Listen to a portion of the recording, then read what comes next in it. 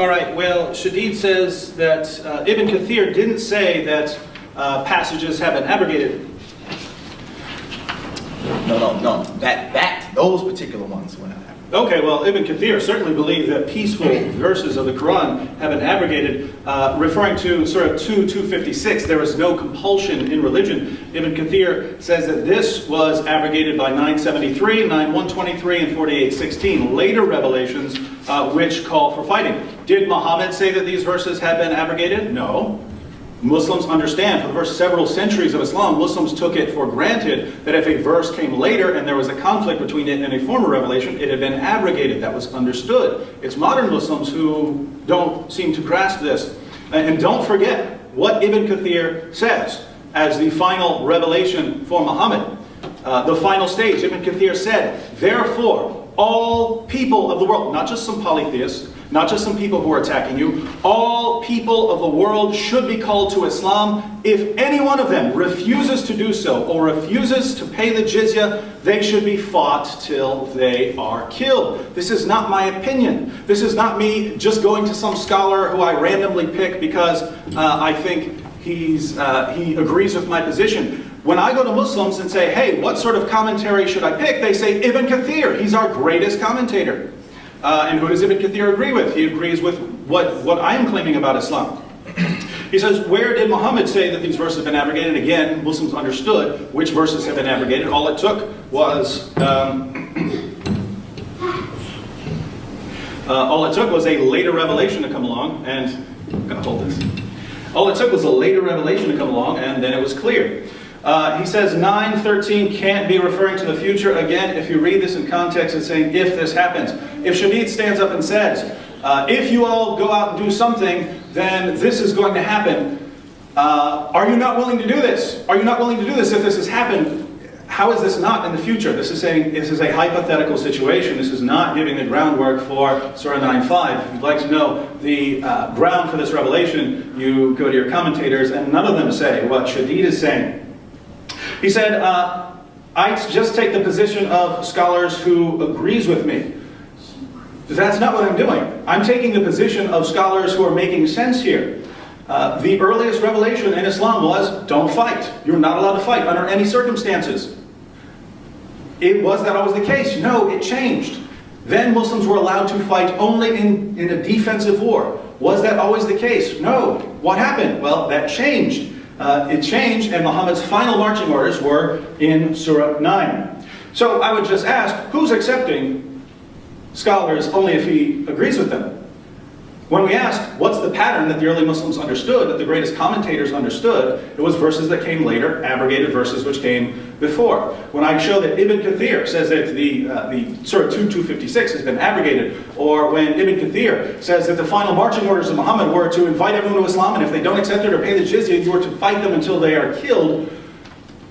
Does Shadid accept this? Does he accept the positions of his greatest scholars? No, he only accepts the ones that promote, I'll say it, a watered-down Walt Disney version of Islam. That's not what we find in the earliest Muslim sources. He says that Abu Bakr was referring to apostates when he talked about Muhammad compelling them. No.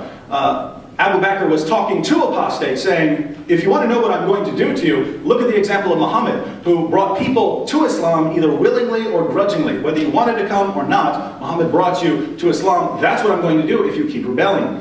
Shadid refers to wars in the Old Testament, of course. I've never denied that there are wars in the Old Testament, but these are very different from saying that God calls Christians or Jews to go out and fight everyone until they submit to Islam. Again, what does Surah 9:29 say? It doesn't say fight the oppressors. It doesn't say fight a defensive war. It says fight those who do not believe out of the people of the book. And if you'd like to know what Ibn Kathir said about this, because Shadid invited me to go back there and look up what Ibn Kathir says. Ibn Kathir explains this verse. He says, this honorable ayah was revealed with the order to fight the people of the book. After the pagans were defeated, the people entered Allah's religion in large numbers, and the Arabian Peninsula was secured under the Muslims' control. So once Arabia had been conquered, then this verse came. Allah commanded his messenger to fight the people of the scriptures, Jews and Christians, on the 9th year of Hijrah, and he prepared his army to fight the Romans and called people to jihad, announcing his intent and destination. This is not just Christians, this is not just from some Romans. These are people, these are Jews and Christians. And think about Shadid's interpretation of this verse. What does it say? It says, you are supposed to fight, when he is declaring this only refers to these Romans. You are to fight them until they submit to Islam and feel themselves subdued and they are paying the jizya. Has that happened yet? Has Southern Europe bowed to Islam and now paying Islam the jizya tax? No. So according to Shadid's interpretation of this verse, Muslims should still be fighting Europe. And if you're not, according to Shadid's interpretation, you're in violation of a command of the Quran.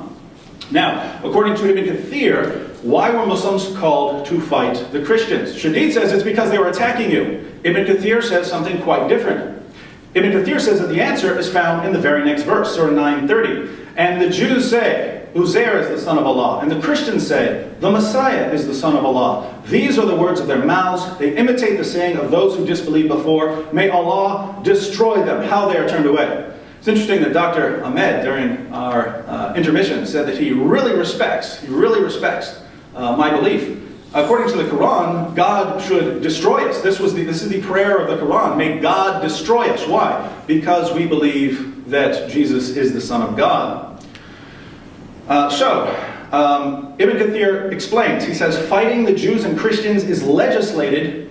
This is his explanation of Surah 9:29. Fighting the Jews and Christians is legislated because they are idolaters and disbelievers. Allah encourages the believers to fight the disbelieving Jews and Christians who uttered this terrible statement, saying that Jesus is the Son of God, or that Ezra is the Son of God, who uttered this terrible statement and utter lies against Allah the Exalted.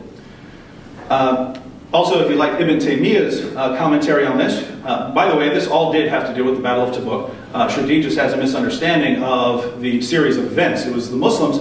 Remember, Ibn Kathir says, you invite them. If they refuse, then you fight them until they're dead. What do we find in the early Muslim commentaries, in the early Muslim seerah literature concerning this? Muslims went, invited them, the Romans refused, and then Muhammad put together an army and marched out to fight them. This is exactly what we find in the Quran. It's exactly what we find in the Hadith. It's exactly what we find in the commentators. This is not under dispute. It's only modern Muslims who reinterpret everything radically, reinterpret every verse of the Quran, reinterpret all the verses of the Hadith on this issue, reinterpret the early seerah literature on this issue. But the history is quite clear.